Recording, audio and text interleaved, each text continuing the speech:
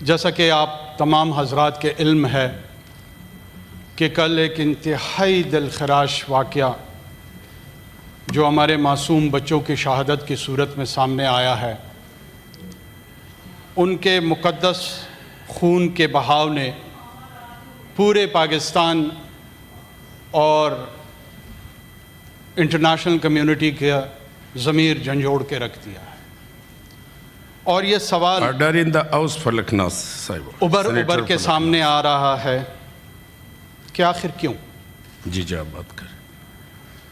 جب اس سوال کی جانب ہم آتے ہیں تو حالیہ پاک بھارت کشیدگی، جس میں تکبر کے دیوتا کو، دا آئیڈل آف ہیوبرس، جو اس دیوتا کو مالائیں پہنانے والے ایک گروہ RSS کے نام سے پوری ایک صدی پہ معیت فکری آبیاری کر رہا ہے، اس کی یہ ایک پہلگام کا بہانہ واقعے کا بنا کر پاکستان کی ریاست اور اس کے خود مختاری پہ حملہ آور ہونا، وہ تو ایک اظہار تھا۔ اس کے پیچھے جو یہ فکر ہے، یہ 100 سال کے لگ بھگ یہ ذہن سازی ہندوتوا کی اور تاریخ کو ڈسٹارٹ کر کے، مسخ کر کے، جس انداز میں لاکھوں کروڑوں لوگوں کو ریڈیکلائز کیا گیا ہے، شدت پسند بنایا گیا ہے، ایکسٹریمسٹ بنایا گیا ہے، اس کے نتیجے میں محض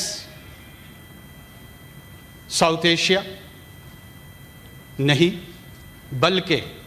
اس کے تانے بانے اب گلوبل آرڈر کو چیلنج کرنے جا رہے ہیں۔ ہندوتوا کی فلسفی یہ ہے کہ ہم سویلائزیشنل ریپرزنٹیشن رکھتے ہوئے دنیا کو بتائیں گے کہ انسان تہذیب یافتہ کیسے ہوتا ہے، اور اس تہذیب کا جو لبادہ انہوں نے اڑا ہوا ہے، اس میں باقی ماندہ فلسفوں، باقی ماندہ تہذیبوں کو طرز زندگی سکھائیں گے۔ ہم بتائیں گے کہ انسان کیسے رویہ اپنائے جب وہ اس سرزمین پہ زندگی گزارے۔ یہ خام خیالی اگر ایک سماجی موومنٹ کی صورت میں ہوتی تو شاید اس سے خطرے کی بو اتنی نہیں آتی۔ مسئلہ جب بنتا ہے جب اس قسم کی سماجی سیاسی فلسفے کی فکر ایک سیاسی شکل اختیار کر جاتی ہے، اور وہ سیاسی شکل اختیار کرنے کے بعد کسی بھی ریاست میں جمہوری یا غیر جمہوری انداز میں اقتدار کا حصول اپنا لیتی ہے، اور یہ خواب RSS کا، اس کی پراکسی، اس کے درپردہ ایک سیاسی جماعت BJP کے نام سے انہوں نے اس منزل کا حصول کر لیا، اور اس منزل کا حصول شاید ان کا آخری ہدف نہیں تھا۔ وہ ہدف کیا ہے، ان سوالات پہ بہت گہری فکر و نظر کے ساتھ غور کرنے کی ضرورت ہے۔ وہ فلسفہ یہ ہے کہ ساؤتھ ایشیا میں، بر صغیر پاک و ہند میں جو آبادی تھی، وہ دراصل تمام کے تمام ایک مذہب سے تعلق رکھنے والی تھی، ہندو مذہب سے، اور اس میں تاریخ کے جبر میں لاکھوں کروڑوں لوگ اسلام کی طرف بقول ان کے بزور شمشیر راغب ہوئے، پھر یورپین کلونیل ایکسپیرینس میں عیسائی مذہب کی طرف راغب ہوئے، پھر سکھ مذہب کو وہ ہندو مذہب کے انکار یا ضد کی ایک شکل قرار دیتے ہوئے نہ صرف ان پہ حملہ آور ہوئے، نہ صرف ان کمیونٹیز کو انہوں نے ٹارگٹ رکھا ہوا ہے، اس کے نتیجے میں جو تاریخی عمل میں ریاست پاکستان کا وجود اللہ کے فضل سیدنا اقبال جیسے مفکرین اور قائد اعظم محمد علی جناح کے عملی پریکٹیکل ڈیمونسٹریشن نے جو ریاست قوم تشکیل دی، وہ داغ بار بار انہیں ایسی حرکتوں پہ مجبور کر رہا ہے کہ وہ اس کا بدلہ لے سکے۔ اس سلسلے میں انہوں نے کئی قوانین اندرونی طور پہ ہندوستان میں متعارف کرائے۔ اسی فکر نے 1984 میں 10 دن کے اندر اندر former prime minister Indira Gandhi کی ہلاکت کے بعد جو پوگرم، جو جینوسائیڈ سکھوں کے خلاف، سکھ آبادی کے خلاف ڈیمونسٹریٹ کیا، ڈسپلے کیا، وہ انسانی تاریخ میں بدترین، بد شکل، بدنما ریاستی دہشت گردی کا ڈاکومنٹڈ نمونہ ہے۔ میں بار بار یہ یہاں پہ تذکرہ کرنا چاہوں گا کہ یہ ایک بی جے پی یا کسی اور جماعت کا مسئلہ نہیں، یہ آر ایس ایس کی فکری اساس ہے جو وہ ہندوستان کے مختلف سیاسی جماعتوں میں پھیلا رہے ہیں، جو وہ ہندوستان کے ریاستی اداروں میں جو بیوروکریٹس ہیں، جو ان کی ملٹری ہے، جو ان کے انٹیلیجنس آؤٹ فٹس کے لوگ ہیں، یہ مشروم گروتھ کی طرح ان کی پیداوار بڑھا رہے ہیں۔ اسی فکر کے تحت اس وقت کی حکومت نے کرمنلز کو دلی میں اسلحہ دے کے جیلوں سے ریلیز کروایا، سکھ آبادیوں کی بزنسز پہ، رہائش گاہوں پہ نشان لگا کر بالکل نازی ہٹلر کے پیٹرن پہ ان کی قتل و غارت گری کا ایک بازار گرم کیا، اور یہ جواز ہندوستان کی ریاست کو دے دیا کہ وہ جس قسم کی بربریت کا مظاہرہ کرنا چاہیں ان کو روکنے والا کوئی نہیں ہوگا۔ ان کے آئیڈیالوگز ایسے نعرے دینے لگے کہ پہلے کسائی پھر عیسائی۔ کسائی ایک پیجوریٹو ورڈ یہ یوز کرتے ہیں مسلم کمیونٹی کے لیے جو ذبیحہ کا استعمال کرتے ہیں۔ پہلی پرائیورٹی میں انہوں نے اپنی اسٹریٹجی ڈیوائز کی کہ مسلمان کمیونٹی کو ہم نے اٹیک کرنا ہے، موب لنچنگ، اس کے ساتھ ساتھ کئی ایسے قوانین کا سامنا، جیسے گھر واپسی کا قانون، جس میں انہوں نے پنچایت کو یہ اختیار دیا ہے کہ کوئی بھی مسلمان آ کے کہہ دے کہ میرا پردادا ہندو تھا، اب میں واپس رامداس کا نام رکھتا ہوں، تو وہ اس کو سرٹیفکیٹ ایشو کرے گا اور وہ پھر ہندو تصور ہوگا۔ یعنی گھر ایک مذہب ہے وہاں پر، اور وہاں پہ واپس لوٹ کے آنے کو قانونی جواز اور شکل دی گئی۔ یہ ہے وہ سیکولرزم کا بت جس کو مختلف لوگ مختلف ادوار میں پوچھتے آ رہے ہیں۔ اس کی حقیقت یہ ہے۔ اس پورے بیک گراؤنڈ کو بیان کرنے کا مقصد یہ تھا جی سوری، لسٹ کافی لمبی لسٹ ہے، اور اگر آپ مجھے اس طرح اہم موقع پہ بھی روکیں گے نا تو پھر میں چلا جاتا ہوں۔ مختصر کریں، آپ 36 گھنٹے تک یہ اجلاس کر لیں جناب، please try to appreciate the value of this moment. یہ تاریخ ہے، یہ تاریخ بن رہی ہے۔ میں گزارش کرتا ہوں آپ سے مؤدبانہ، اس پورے بیک گراؤنڈ کو بیان کرنے کا مقصد کیا تھا۔ حالیہ دنوں میں ایک فنکشن کے دوران field marshal general Syed Asim Munir صاحب نے 2 قومی نظریے کے حوالے سے گفتگو کی، اور وہ 2 قومی نظریے دراصل انہی تاریخی حقائق کی طرف نشاندہی تھی۔ وہ تجدید عہد، یہ کوئی ایسی بات نہیں تھی جو انہوں نے پہلی مرتبہ، ان کے ذہنی اختراع تھی۔ یہ تاریخ کا ایک تسلسل تھا، تاریخ کا ایک بیان تھا جس کو انہوں نے تجدید کیا، اور اس تجدید کا دوسری طرف جو آر ایس ایس کی فکری اساس تھی ان کو انتہائی تکلیف ہوئی۔ کیونکہ وہ یہ سمجھتے تھے کہ 1971 میں ارسٹ وائل ایسٹ پاکستان میں وہ اس فکر اور اس نظریے، دو قومی نظریے کو خلیج بنگال میں ڈبو چکے ہیں، اور جو بنیاد تھی پاکستان کی تشکیل کی، تخلیق کی، اس کو انہوں نے عملی طور پر انڈو کر دیا۔ ایسے میں 4-5 دہائیوں کے بعد جب ریاستی طور پر اس کا احاطہ کیا جائے، اس کی تجدید کی جائے، اس تجدید کو پینلائز کرنے کے لیے، پنش کرنے کے لیے انہوں نے پہلگام جیسا فالس فلیگ آپریشن کیا۔ اس آپریشن میں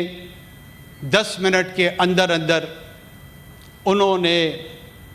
FIR بھی درج کر دی، ان کے پاس تمام تفصیلات بھی آ گئی کہ اس کے پرپیٹریٹر کون تھے۔ اچنبے کی بات یہ ہے 7 لاکھ کی آکوپیشنل فورس جو ہندوستان بزور شمشیر پچھلے 7 دہائیوں سے کشمیری مسلمانوں پر ایک ظلم کے ٹول کے طور پر وہاں پر انہوں نے ان کو پلیس کیا ہوا ہے، وہ یہ روکنے میں تو ناکام رہے، لیکن اس کی تمام تفصیلات فوری طور پر ان کے سامنے آئیں اور انہوں نے یہ الزام پاکستان پہ دھر دیا۔ انتہائی رسپانسبل بیہیویئر پاکستان کی حکومت اور ریاست کی جانب سے اور معاشرے کی جانب سے، اس کی میڈیا کی جانب سے، whole of the nation approach کی جانب سے، اپوزیشن کی جانب سے، تمام لوگوں کی جانب سے آیا، اور پاکستانی حکومت نے، ان کے وزیر اعظم نے یہ آفر کی کہ جی آپ third party inquiry, impartial inquiry اگر کریں گے اس واقعے میں، ہم اس کے ساتھ کوآپریٹ کرنے کے لیے، کولیبریٹ کرنے کے لیے تیار ہیں۔ اور کیوں تیار ہیں؟ کسی خوف کی وجہ سے نہیں، کیونکہ ان پرنسپل پاکستان ٹیررزم کو بطور ٹول استعمال کرنے کا قائل نہیں ہے، کیونکہ پاکستان بذات خود وکٹم آف ٹیررزم ہے۔ It was a principled position, it was not a position born out of fear۔ اور اس کا جواب اس ریاست نے 6 اور 7 مئی کے بیچ میں جس انداز میں دیا، پوری دنیا اس کی وٹنس ہے۔ انتہائی ریکلس، ارریسپانسبل انداز میں انہوں نے پاکستان کی سورینٹی کو اٹیک کرنے کی کوشش کی، اور اس اٹیک کے جواب میں وہ یہ سمجھتے رہے اپنی مس کیلکولیشنز پہ، اپنے تکبر کے دیوتا پہ ناز کرتے ہوئے کہ یہاں سے تو جواب ہی شاید نہ آئے، ان کی معاشی صورتحال درست نہیں ہے، ان کے یہاں پولیٹیکل پولرائزیشن ہے، ہم کنونشنل وار میں 1:6 ریشو ہمارا زیادہ ہے، پاکستان کی جرت کیسے ہو سکتی ہے؟ پاکستان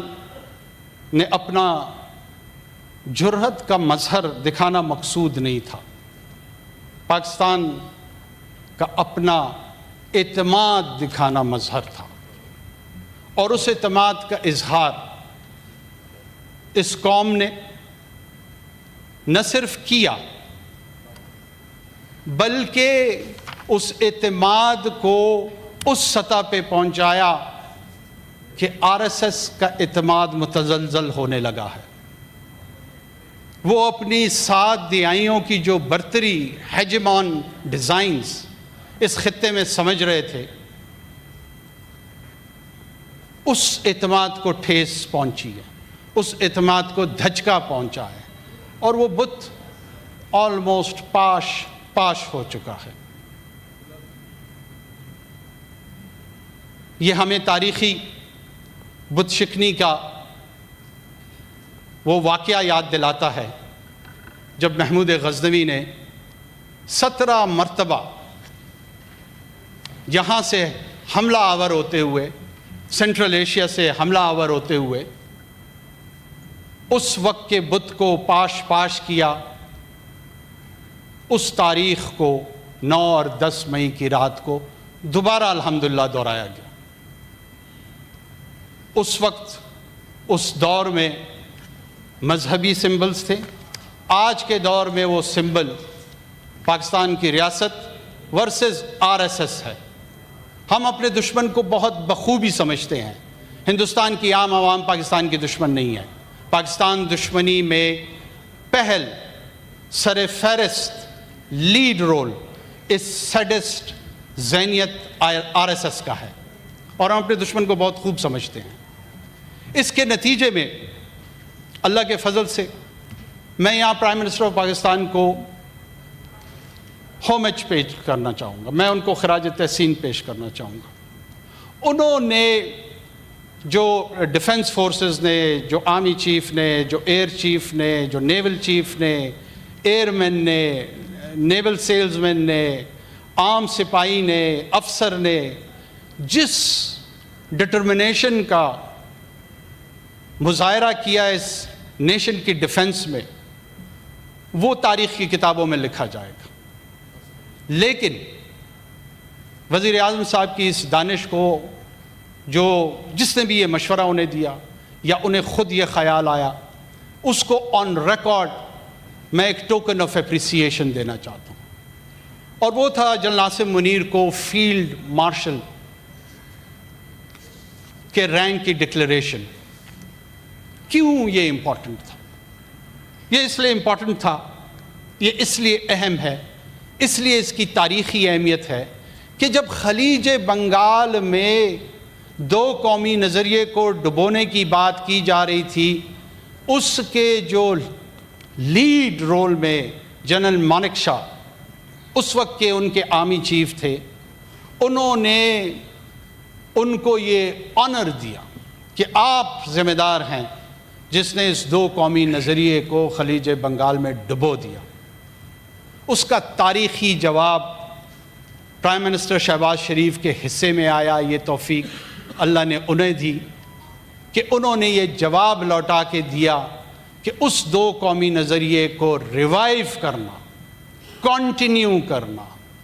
پرسسٹ کرنا، جس فوجی قیادت کے سربراہ میں یہ توفیق اس کو نصیب ہوئی، یہ آنر، یہ رینک اس قوم کی جانب سے، یہ محض اس حکومت کی جانب سے نہیں ہوا ہے، اس قوم کی جانب سے ان کو دیا جاتا ہے۔ اس میں اپوزیشن جماعتوں کا بھی شکریہ ادا کرتا ہوں، الائیڈ پارٹیز کا بھی شکریہ ادا کرتا ہوں، پاکستان کی میڈیا کا شکریہ ادا کرتا ہوں کہ ہول آف اے نیشن یہ جواب ہم نے ہندوستان کی طرف دیا۔